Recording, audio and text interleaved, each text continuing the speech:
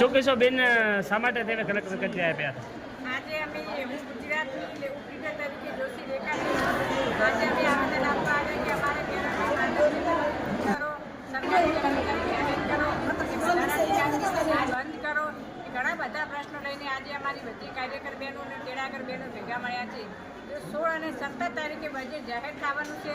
Budget જાહેર થશે એમાં કોઈ અમારો આંગણવાડીનો પગાર વધારો નહીં થવામાં આવે તો અમારી બહેનો જ્યાં સુધી પગાર નહીં વધારો કરે ત્યાં સુધી હડતાલ પર સતત ને સતત ચાલુ રહેશે અને આંગણવાડી કેન્દ્ર બંધ રાખવામાં આવશે. હાલ ખાલી થરાદની બહેનો છે કે સમગ્ર જિલ્લામાંથી આવે? આજે વાવ, દિયોદર, બાભર, લાખણી, થરાદ, સોયગોમ બધી જ બહેનો આવેલી છે. આખા જિલ્લાની થરાદ જિલ્લો બધો જ આવેલો છે. તરણીધર પણ ભેગો જ છે. ઓકે.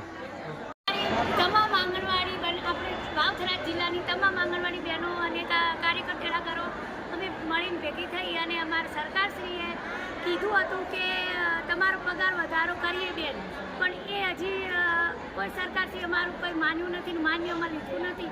જો 16-17 તારીખ સુધી અમે રાહ દેખીશું તે છતાંય અમારું કોઈ કાયદો અમલમાં નહીં લે તો આંગણવાડી અને તમામ બહેનો લોક મારી અને ઘરે બેસીશું. 4 મહિના અમારે બંધ રાખવું પડે છતાં અમે બંધ રાખીશું અને અમારું બસ અમને ન્યાય મળવો જોઈએ.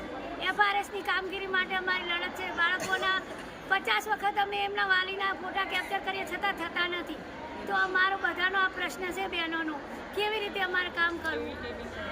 એવીટી તો એ બાલવાટિકામાં 30 બાળકો નથી પૂરા હોતા તો અમે આંગણવાડીમાં તો 35 ને 40 ક્યાંથી લાવીએ? કેવી રીતે અમે એવીટી કરીએ? માટે અમારું એવીટી અને આ FRS બે બંધ થવું જોઈએ. આપનું નામ? નામ મારું દરજી બબીબેન, આંગણવાડી કેન્દ્ર લાલપુર 1. ઓકે.